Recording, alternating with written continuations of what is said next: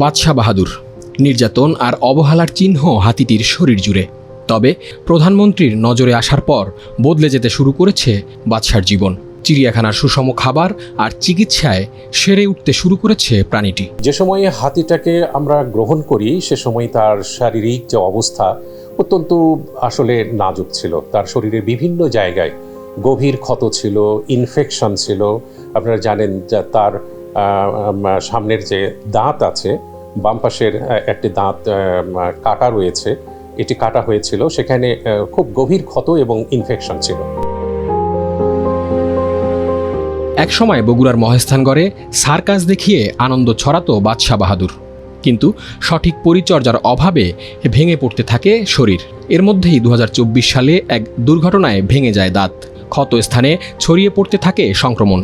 তবে থেমে থাকেনি বাদশাকে দিয়ে অর্থ সংগ্রহের কাজ। সামাজিক মাধ্যমে জীর্ণশীর্ণ ও রোগাক্রান্ত বাদশাহের ছবি ছড়িয়ে পড়লে ব্যক্তি মালিকানা থেকে এটিকে মুক্ত করতে নেওয়া হয় উদ্যোগ। 4 জুলাই রাতে বাদশাকে বুঝিয়ে দেওয়া হয় জাতীয় চিড়িয়াখানা কর্তৃপক্ষের কাছে। বগুড়ায় এই হাতিটি সার্কাসে ব্যবহার করা হচ্ছিল এবং পাশাপাশি হাতিটি অত্যন্ত অসুস্থ ছিল, নাজুক অবস্থায়।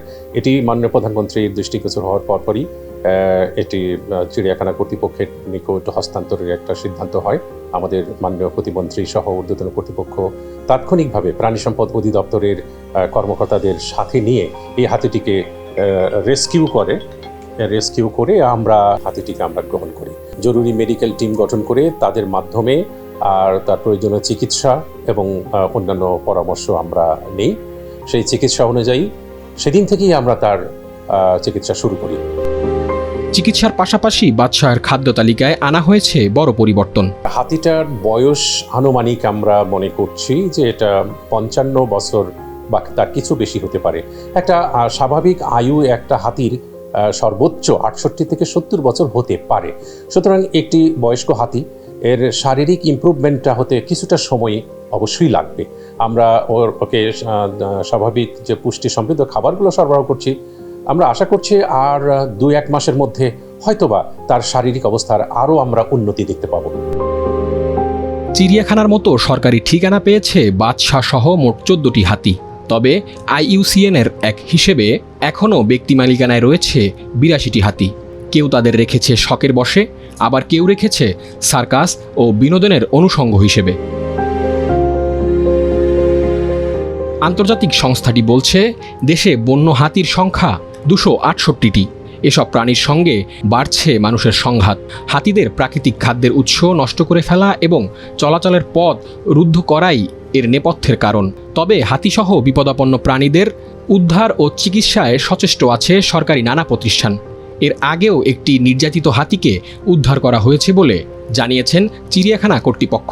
সার্কাসে আর একটা হাতি কিন্তু ব্যবহার হচ্ছিল, যেটা টাঙ্গাইলে। সেটিও আমাদের মন্ত্রণালয়ের মাননীয় প্রতিমন্ত্রীর দৃষ্টিগোচরে আসার পর সেটিকেও কিন্তু আমাদের চিড়িয়াখানায় নিয়ে আসা হয়। সে হাতিটিও আমাদের কাছে বর্তমানে আছে। তো সে হাতিটাকেও আমরা পরিচর্যা করছি এবং সেটিও সম্পূর্ণ ভালো আছে। বিশেষজ্ঞদের মতে সার্কাস, বিনোদন কিংবা ভর বহনের কাজে ব্যবহৃত আরও যেসব হাতি ও প্রাণী নির্যাতন ও অবহেলার শিকার হচ্ছে তাদের জন্য প্রয়োজন নিরাপদ আশ্রয়। আর সেই আশ্রয় নিশ্চিত করতে প্রয়োজন ব্যক্তি মালিকানার অবসান, নির্যাতন বন্ধে কঠোর ব্যবস্থা এবং পরিকল্পিত অভয়ারণ্য গড়ে তোলা।